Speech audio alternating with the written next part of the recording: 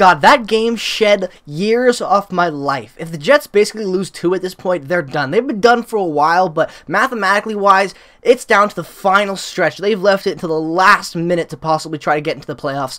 Every single win counts. So yes, I was pretty damn near pulling my hair out for the fact that we barely beat the Arizona Coyotes in a shootout with like 9 seconds left. Mark Scheifele buries it.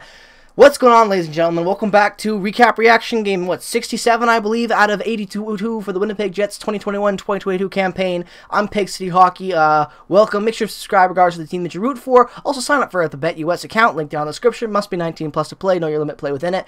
But yeah, let's jump into this video. Apologize for the later upload. I've been out of the house today. Watched the game out of house, as I often do. Let's talk about it, because this game was actually pretty entertaining. But that mostly just has to do with the fact that the Jets kind of played down to their opponent at times, and Vejmelka was Vejmelka. I don't know what's up with him playing God mode against the Jets, and it's not just the Jets getting goalied. Like there have been times where we've been goalied. Like the shutout game, I'd say we kind of got goalied. We played bad. We let ourselves just get goalied. It just wasn't a good game for the Jets. But almost every other time we played the Coyotes and he's been in net, it's just been a tough game. No matter how good we are offensively, how many shots we get on net, we only won 2-1. Like I said, overtime winner. He only allowed 1 goal in regulation. Technically 2. Adam Lowry scored. 1 gets pulled back. But the Coyotes, like, he was great. Coyotes get 29 shots on net. They get that 1 goal in the third period. The Jets, they got 40 shots on Vejmelka, and they can't beat him to take the lead before the end of regulation. Like, don't get me wrong. Like, I love the Jets, man, but, like, these are the games that frustrate me, because if the Jets really want to make the playoffs and really, like, show the whole fan in the city, the league, that they have what it takes to finally get their shit together and make a run, you got to be able to win games against the Coyotes in, you know, reasonably good fashion, I would say. This wasn't good fashion. This was down to the wire, as ugly as it can get against the Coyotes. And don't get me wrong, I'm happy we got the 2 points, because if we lost the Coyotes in a situation where we're playing like a Coyotes and the Buffalo Sabres next, those are 4 points you have to get. If the Jets don't walk away with 4 points from those 2 games, they're done. I actually don't have the schedule written down on my notes, but I went down recently and gave my kind of prediction on what I think the Jets are going to have. So I had them winning the last 2 games.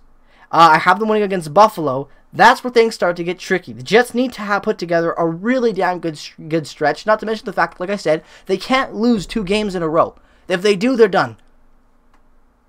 Not to mention, if you haven't seen how hard our schedule gets near the end of the season before the final 2 games against Philly and I believe it's Calgary, we play like Tampa Bay, Florida, Colorado, St. Louis, I believe, is in that mix as well. Either way, they're all really top-tier playoff teams. Carolina as well.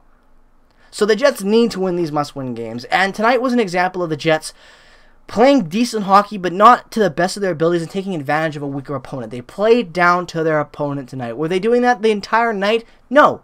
But when it ends, at the end of the day, you still took the Coyotes to overtime and barely won there. If this game went to a shootout, I would have been terrified to see what Vejmelka would have looked like in a 2 shootout against the Jets. Like, terrified. That's the situation where I don't have much confidence, because how could I? This is a team that's been shut out by the Coyotes. Going into a shootout with them, anything can happen. Thank God they won this game. Scheifele gets the 2 goals. He gets his 25th and 26th. Paul Stastny, I thought, had a pretty good game. Wheeler as well. He gets an assist on that final game winner with Morrissey. I liked a lot of the top 6 tonight, but without a doubt, my favorite element of this game tonight was the fact that Ville Heinola gets his 3rd assist of the season, the secondary assist on the first Scheifele goal. Not to mention that he only gets an assist. He got player of the game in the locker room. He was given the helmet at the end of the game from Nikolai Ehlers, and for good reason. This was one of his best games, if not his entire best game this season, at a point where Logan Stanley has been struggling immensely. We know that the last couple of games, and when you're going down the stretch, maybe Heinola could be a secret piece to this blue line that could help urge us and push us in the right direction on winning these extra games. If Heinola could somehow be a secret weapon going down the stretch to get us in the playoffs, I'm all for that, because again, at the end of the day, when Stanley or any young defenseman plays bad and you continuously put him out there, regardless of the fact that you have a pipeline jammed up as hell with great defensive prospects, because you know that Sandberg and Heinola could arguably be in the league right now, you need to rotate guys out when they're struggling. Stanley has been terrible for a while. His last game was awful. And this is when you put in Heinola, and he does a great job tonight. So, Ville, you were fantastic. I just like how I knew you would, and I'm really glad to see him get some praise from the fan, get some praise from the team. I think that's a very good direction for this team going down the stretch, because if Heinola can catch fire now, that could be a wild card that I didn't even have at the end of the Jets season. So, We're going to have to see how it is. I also don't know when Cole Perfetti comes back. I haven't seen any reports. Maybe it'll be next week, and that's pushing it even because I know he had a setback in rehab. I'd love to see him back before the end of the season, but I also don't want him to rush back. So if we can get Cole Perfetti back, Ville Heinola plays well, the top 6 get a little bit of life jumped in, shot back into them with Perfetti possibly joining back, and same with the defense with Heinola, I'm all for that. That's the type of stuff that makes me excited going into the final bit of the season. I want to see this team experiment. At this point, I feel like the fandom can unanimously agree what's holding this team back, without a doubt, is coaching. Tonight was an example of that. We got out-coached by the Arizona Coyotes. They outmatched us with their lines. They did better combos. They just did a better job at playing against the Jets and playing down to our strengths and everything.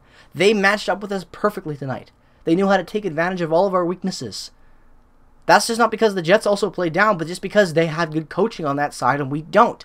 Why are we rolling out a top 6 that's stale even though they played good tonight when we have potentially now, for the first time all season, really good 4 even scoring strength lines? Like, you could shuffle anyone around. You could put Sanford on the 4th line. You can shuffle the 3rd and 4th. You've got Svechnikov down there in the bottom 6 that is a top 6 capable scorer. There's so much depth. Why are we playing these guys limited minutes still? When you go and look at the lines and the minutes and minute distribution, it's a joke. Harkins played just shy of 9 minutes tonight. Adam Lowry played 12. Dominic Toninato played 8, even though he's been really good as of late. Evgeny Svechnikov played 7 minutes and 32 seconds. Why? Like, why are the minutes distributed the way they are? And I know overtime and everything else has to take into consideration of that, but we shouldn't be stacking all these lines.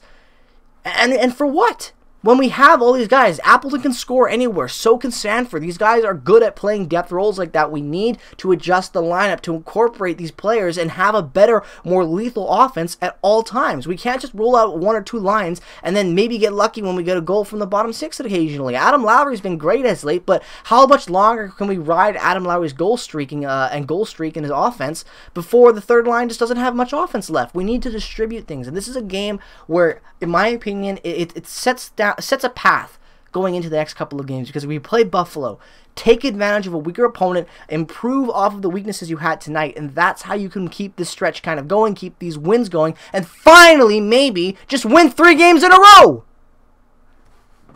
I know I might seem a little bit angry in this one, and I'm not, but what it really comes down to is I'm nervous. I have no idea what the future of this team holds. Absolutely no clue what this organization and franchise would do. I hope that they have the reason and capableness to take us to the next step, I guess is what I'm trying to say. But I don't know if they'll do that. They're so hung up on the playoffs. Hell, I kind of want them to make it, just so that they maybe they, I don't know. It's weird. I'm in this weird crossroad. Like I said, I feel like I'm at crazy corner right now. I have no idea what the hell I'm doing. A lot of questions remain with this team. We got the win, and we played good when it mattered, but this is a concerning game. Buffalo is coming up. You gotta win Buffalo. If you lose to Buffalo, you have to. These games, this was scary. A very scary win. We got out with the points. I'm happy. I bet you're happy. But I guarantee most of this fan base was on the edge of their seat for this entire game because the Coyotes kept it close. A 20-40-5 team kept it close. And we have playoff aspirations. So yeah, I think most people would be nervous after this one. Thank God we got the win, but it could have been a lot worse. So let me know what your thoughts are on this game down in the comment section below. Let me know what you think the Jets need to do to kind of shore up the system and get better prepared for Buffalo in the next coming up games going down the final stretch of the season. I'd love to hear your guys' thoughts on what exactly you think the Jets could do to help improve this team in the final stretch to take advantage of whatever we have left opponent-wise. So with all that being said, I hope you enjoyed. Follow me on Twitter, Instagram, and check out all the other affiliated links down in the description below as always. Thank you so much for watching this video. I hope you enjoyed it. Peace, love, and positivity to all you beautiful people out there in the world. Thank you so much for watching this video. As always, it really does mean the bottom of my heart. Without you guys watching and commenting and liking, I wouldn't make this content. I'm really appreciative of all the support you guys have been giving the channel the last, I would say, couple of weeks since the trade deadline. So thank you from the bottom of my heart. Have a great rest of your night. Peace, love, and positivity as always. Go Jets, go! And I'll see you guys in the next one. Have a great rest of your night. Bye-bye.